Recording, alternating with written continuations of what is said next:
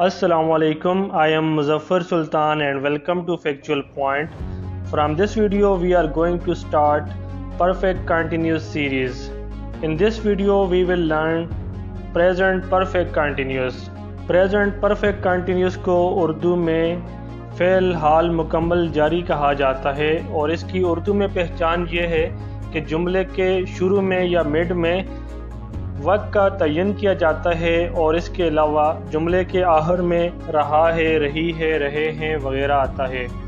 और इसका इंग्लिश में सेंटेंस स्ट्रक्चर कुछ यूँ है कि सबसे पहले सब्जेक्ट आएगा, डूअर ऑफ एन एक्शन जिसे हम कहते हैं, उसके बाद हेल्पिंग वर्ब, उसके बाद first form of verb with ing और उसके बाद ऑब्जेक्ट आता है और उसके बाद सिंस या फिर फॉर हम लगाते हैं सिचुएशन के मुताबिक और फिर उसके बाद एंड पे टाइम ड्यूरेशन हम शो करते हैं। इसमें वक्त का तयन शो करते हैं। कोई भी काम जो माजी में शुरू हुआ हो और अब तक वो मुकम्मल ना हुआ हो, अब तक वो जारी हालत में हो, उसको हम फ़ेल हाल मुकम्मल जारी कहते हैं।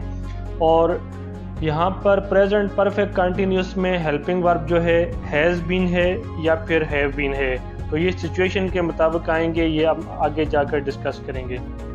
तो अब इन ही रूल्स के साथ हम इसकी एग्जांपल चेक करते हैं। तो हमारे पास जो इसकी पहली एग्जांपल है वो 30 मिनट से गाना गा रहा है। तो वो 30 मिनट से गाना गा रहा है, यानी 30 मिनट पहले उसने गाना गाना शुरू किया था और अब तक वो गाना मुसलसल गा रहा है।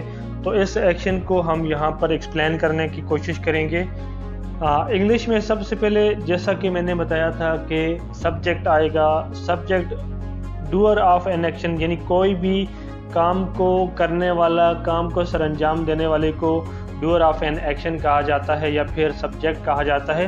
तो यहाँ पर हमारा जो सब्जेक्ट है वो ही है। और उसके बाद मैंने बताया था कि हेल्पिंग वर्ब आएगा। हेल्पिंग वर्ब यहाँ पर हैज़ बीन के तौर पे है, ठीक है। उसके बाद मैंने बताया था कि फर्स्ट फॉर्म ऑफ वर्ब होगी विद ing। यहाँ पर सिंग जो है फर्स्ट फॉर्म ऑफ वर्ब है, इसके साथ ing है, ये सिंगिंग बन जाएगा। और उसके बाद हमारा ऑब्जेक्ट सॉन्ग है, क्योंकि किस चीज़ के ऊपर काम हो रहा है, सॉन्ग के ऊपर काम हो रहा है, ठीक है।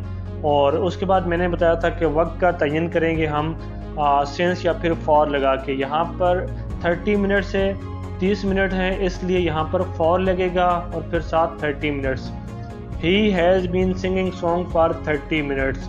तो यहाँ पर सिंस और फॉर का भी मैं क्लियर करूँ कि जब कोई टाइम या कोई भी काम जो है वो कंफर्म टाइम से हो रहा है अब तक, तो उसके लिए हम जब कंफर्म या फिक्स टाइम होगा उसके लिए हम सिंस लगाएंगे। जब अंदाज़न हम कहते हैं कि 30 मिनट या फिर 2 दिन या काफ़ी देर से, तो उसमें हमें कंफर्म नहीं होता कि ये जो 30 मिनट्स हैं ये कौन से हैं, सुबह के हैं, शाम के हैं, किस टाइम के हैं, किस डेट के हैं, ठीक है। वो फिक्स टाइम नहीं है, तो इसलिए हम यहाँ पर फॉर लगाते हैं। जब हमें पता होता है कि मंडे से ये काम हो रहा है या फिर 10 जुलाई से ये काम हो रहा है या फिर सुबह से हो रहा है या फिर शाम से हो रहा है, ये फिक्स टाइम होते हैं, तो वहाँ पर हम सिंस लगाएंगे। तो यहाँ पर हमने सिंस नहीं लगाया क्योंकि हमें नहीं पता ये कौन से 30 मिनट्स हैं, तो इसलिए यहाँ पर फॉर लगेगा। वो 30 मिनट से गाना गा रहा है, तो इसकी इंग्लिश कुछ यूँ बनेगी, he has been singing song for 30 minutes. तो अब इसकी जो नेगेटिव फॉर्म है वो हम चेक कर लेते हैं। वो 30 मिनट से गाना नहीं गा रहा है, वो 30 मिनट से गाना नहीं गा रहा है। तो यहाँ पर सबसे पहले सेम हमारा सब्जेक्ट आएगा, वो ही है। और उसके बाद क्योंकि यहाँ पर नेगेटिव सेंटेंस है, तो जैसा कि मैंने बताया था कि हेल्पिंग वर्ब हैज़ बीन होगा या हैव बीन होगा, यहाँ पर हमारा जो हेल्पिंग वर्ब है वो हैज़ बीन ही है, लेकिन हम उसके बीच में यहाँ हैज़ और बीन के बीच में हम नॉट लगाएंगे, ठीक है। तो यहाँ पर जुमला कुछ यूँ बन जाएगा, he has not been singing song for 30 minutes. बाकी जो स्ट्रक्चर है वो सेम रहेगा, हैज़ और हैव के बीच में नॉट आ जाएगा, तो ये हमारा नेगेटिव सेंटेंस बन जाएगा। तो अब इसकी जो इंटेरोगेटिव सेंटेंस है वो हम चेक कर लेते हैं। इंटेरोगेटिव फॉर्म इसकी कुछ यूँ होगी, क्या वो 30 मिनट से गाना गा रहा है, और एंड पे साइन ऑफ इंटेरोगेशन, क्योंकि ये सवालिया जुमला है। क्या वो 30 मिनट से गाना गा रहा है, तो यहाँ पर हम जो हैज़ है वो जुमले के शुरू में लाएंगे और उसके बाद बीन जो है बीन फ़ौरन नहीं आएगा, बल्कि बीच में हम फिर सब्जेक्ट लाएंगे, हैज़ ही बीन, फिर उसके बाद सेम आगे हमारा जुमला होगा, has he been singing song for 30 minutes end पे साइन ऑफ इंटरोगेशन, क्या वो 30 मिनट से गाना गा रहा है। तो यहाँ पर हमने हैज़ और बीन जो है इनके मिड में सब्जेक्ट ले आएंगे, तो हमारा जुमला यूँ बन जाएगा, has he been singing song for 30 minutes, क्या वो 30 मिनट से गाना गा रहा है। और अब इसकी हम एक और मिसाल चेक करते हैं ताकि आपको ये हैज़ बीन और हैव बीन जो हैं दोनों क्लियर हो जाएं। हम सुबह से फुटबॉल खेल रहे हैं, यहाँ पर जो सब्जेक्ट है वो प्लूरल है, तो इसलिए प्लूरल जो होता है या फिर आई यू वी दे इन सब के साथ हम वी लगाते हैं। हम सुबह से फुटबॉल खेल रहे हैं, तो वी के बाद हैव बीन आएगा हमारा हेल्पिंग वर्ब, और उसके बाद प्लेइंग फुटबॉल, प्लेइंग जो है प्ले के साथ हमने ING लगाया, ये प्लेइंग बन गया, और उसके बाद फुटबॉल जिस चीज़ के ऊपर काम हो रहा है ऑब्जेक्ट के तौर पर यहाँ पर फुटबॉल आया है।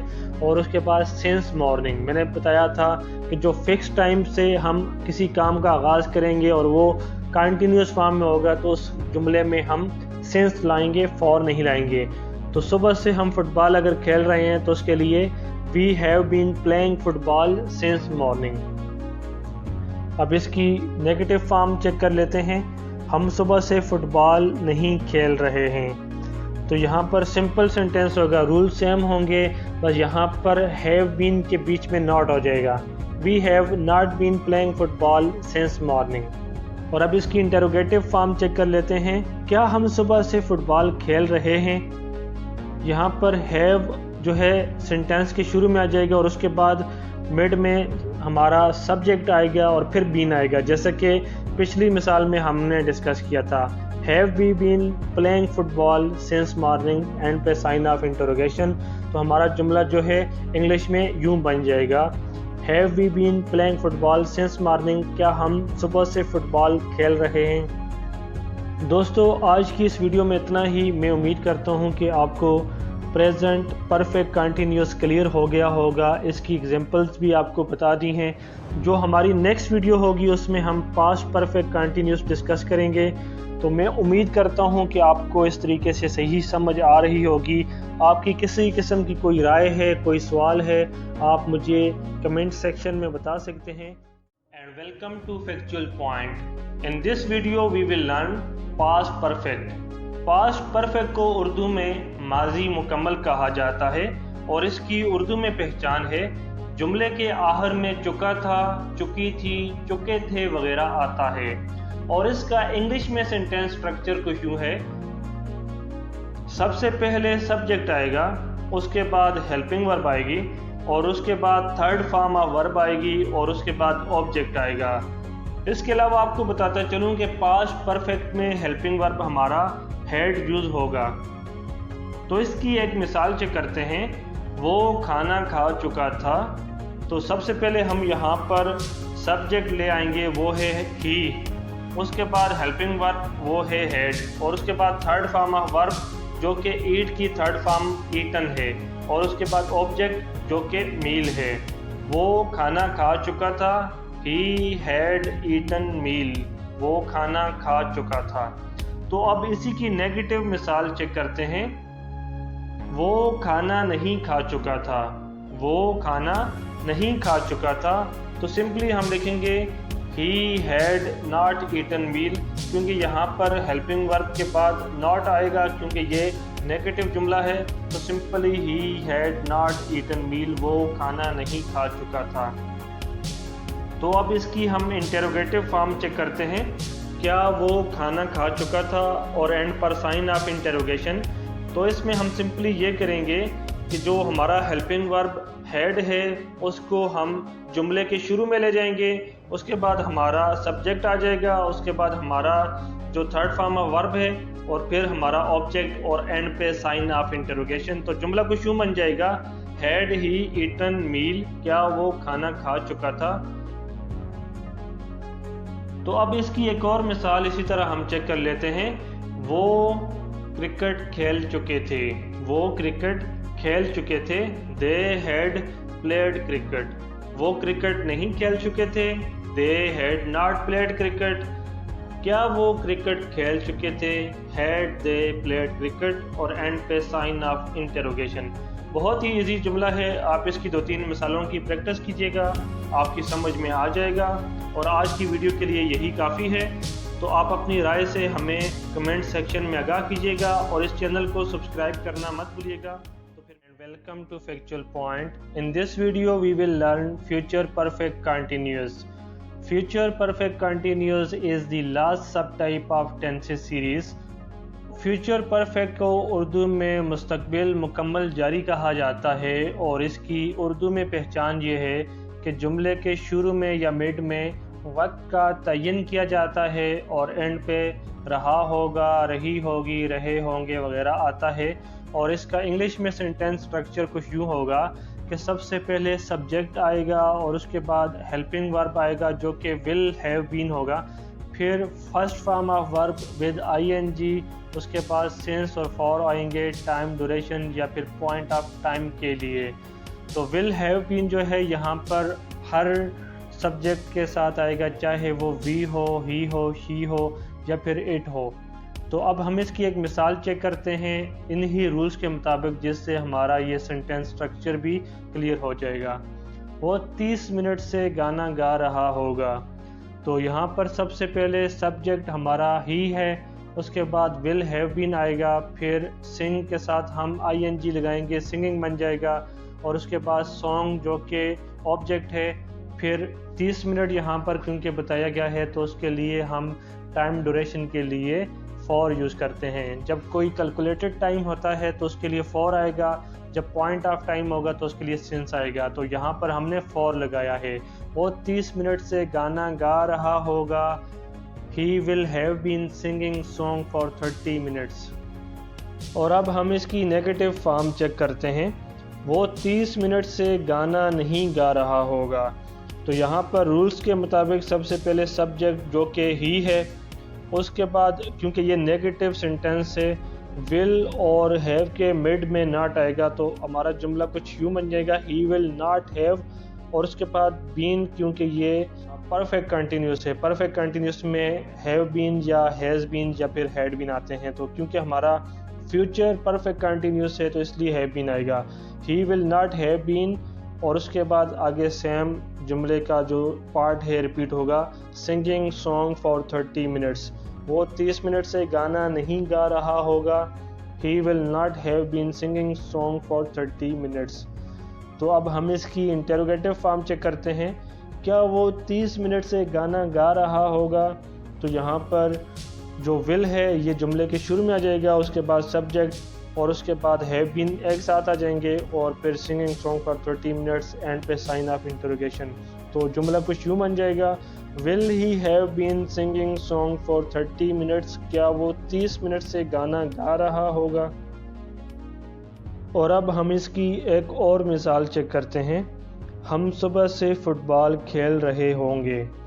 तो इस जुमले में बाकी सब कुछ सेम होगा, सेम चीज़ें रिपीट होंगी, सिर्फ इसमें एक चीज़ का डिफरेंस होगा जो कि सिंस होगा, पिछले मिसाल जो हमने दी है उसकी निस्बत। ठीक है, क्योंकि उसमें हमने कैलकुलेटेड टाइम बताया था, ड्यूरेशन ऑफ टाइम थी, लेकिन यहाँ पर पॉइंट ऑफ टाइम है जो कि मॉर्निंग है।